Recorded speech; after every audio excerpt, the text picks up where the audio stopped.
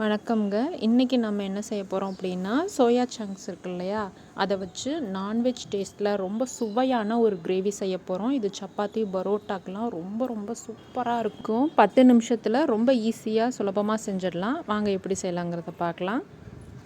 Soya சங்க்ஸை வந்துட்டு டைரெக்டாக gravy செய்யக்கூடாது.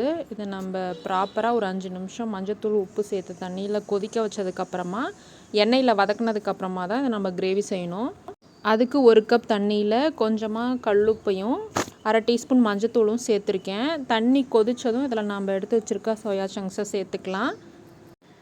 இது 2-3 சைஸில் கிடைக்கிது. நான் இந்த மாதிரி குட்டியாக இருக்க சோயா சங்க்ஸ் தான் எடுத்திருக்கேன். நீங்கள் பெருசாக இருக்கிறதுல கூட இதே மாதிரி செஞ்சுக்கலாம். இதை ஒரு 5 நிமிஷம் கொதிக்க வச்சுட்டு அடுப்பு ஆஃப் பண்ணிடலாம். தண்ணியை வடிகட்டிட்டு சோயா சங்க்ஸை மட்டும் எடுத்துக்கலாம். இது நல்லா ஆறுனதுக்கப்புறம் இதில் இருக்க எக்ஸ்ட்ரா தண்ணியெலாம் இந்த மாதிரி ஸ்ட்ரெயின் பண்ணி எடுத்துக்கலாம். நல்லா இந்த மாதிரி புழிஞ்சு எடுத்துருங்க.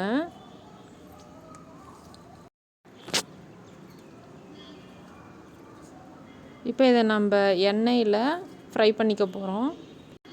2 டேபிள் ஸ்பூன் அளவுக்கு எண்ணெய் சேர்த்துருக்கேன். எண்ணெயில் சோயா சங்க்ஸை போட்டதுக்கப்புறமா உடனேயே கிளறக்கூடாது. ஒரு 2 நிமிஷம் விட்டு நீங்கள் கிளறினீங்க அப்படின்னா இது அடியில் ஒட்டிக்காமல் நல்லா ஃப்ரை ஆகி வரும். ஒரு டைம் கிளறி விட்டுட்டு மறுபடியும் ஒரு 2 நிமிஷம் கழித்து மறுபடியும் கிளறினீங்க அப்படின்னா நல்லாவே முழுசாக ஃப்ரை ஆகி வரும். பாருங்கள், இந்த அளவுக்கு கலர் மாறி ஃப்ரை ஆனதும் நம்ம எடுத்துடலாம். இதை தனியாக வச்சுட்டு இதே வாணலியிலேயே 1 டேபிள் ஸ்பூன் அளவுக்கு எண்ணெய் சேர்த்துக்கலாம். இதில் கொஞ்சமாக பிரியாணி இலை சேர்த்துக்கலாம். இதில் ஒரு பெரிய வெங்காயத்தை பொடிசாக நறுக்கி சேர்த்துருக்கேன். வெங்காயம் நல்லா வதங்கி வரணும்.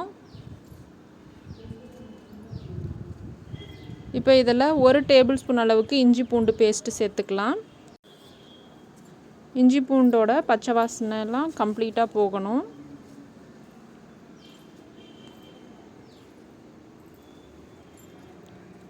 இப்போ இந்த டைமில் நம்ம ஒரு பெரிய தக்காளியை பொடிசாக நறுக்கி சேர்த்துக்கலாம்.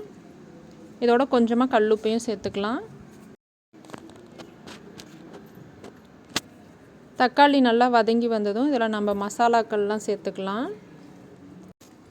1/2 டேபிள் ஸ்பூன் சீரகத்தூள், 1/2 டேபிள் ஸ்பூன் மிளகாய்த்தூள், 1 டேபிள் ஸ்பூன் கொத்தமல்லி தூள், 1/2 டீஸ்பூன் கரம் மசாலா சேர்த்துருக்கேன். இப்போ இது எல்லாத்தையும் இந்த எண்ணெயிலே நல்லா இந்த மாதிரி வதக்கி விட்டுக்கலாம். இப்போ இதில் கொஞ்சமாக தண்ணி சேர்த்துக்கலாம். ஒரு 1 கப் அளவுக்கு தண்ணி சேர்த்துக்கலாம். இது நல்லா ஒரு 5 நிமிஷம் கொதிக்கட்டும். 1/4 மூடி அளவுக்கு தேங்காய் எடுத்திருக்கேன். இதை தண்ணி சேர்த்து அரைச்சி அதையும் இந்த கிரேவியோடு சேர்த்துக்கலாம். வெறும் தேங்காய் மட்டும்தான் நான் அரைச்சி சேர்த்துருக்கேன். வேறு எதுவுமே தேங்காயோடு நான் மிக்ஸ் பண்ணலை. தேவையான அளவுக்கு தண்ணி சேர்த்துக்கலாம். இதையும் நல்லா மிக்ஸ் பண்ணிக்கலாம்.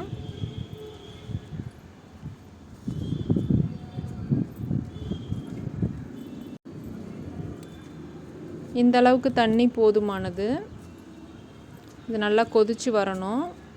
இது ஒரு 5 நிமிஷம் நல்லா கொதித்து வந்ததும் நம்ம ஃப்ரை பண்ணி வச்சுருக்க சோயாவை இதோடு சேர்த்துக்கலாம்.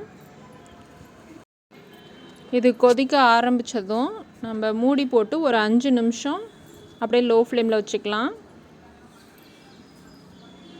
பாருங்கள், 5 நிமிஷம் கழித்து லைட்டாக எண்ணெய் பிரிஞ்சு வரும் பொழுது இப்போ நம்ம கொத்தமல்லி தழை தூவி ஒரு கிளறிட்டு அடுப்பை ஆஃப் பண்ணிடலாம். நீங்களும் உங்கள் வீட்டில் இதை செஞ்சு பரோட்டா அல்லது சப்பாத்தி நானோட சர்வ் பண்ணி பாருங்கள். கறி குழம்பான்னு தான் கேட்பாங்க. அவ்வளோ டேஸ்ட்டாக இருக்கும். நிச்சயமாக நீங்களும் உங்கள் வீட்டில் ட்ரை பண்ணி பார்த்துட்டு எப்படி இருந்ததுன்னு சொல்லுங்கள். இந்த ரெசிபி உங்களுக்கு கட்டாயம் பிடிச்சிருக்குன்னு நம்புகிறேன். பிடிச்சிருந்தா வீடியோவை லைக் பண்ணுங்கள். முடிஞ்சால் ஹைப் பண்ணி விடுங்க வீடியோவை. உங்களோட மற்ற ஃப்ரெண்ட்ஸ்க்கும் ஷேர் பண்ணுங்கள். தேங்க்ஸ் ஃபார் வாட்சிங்.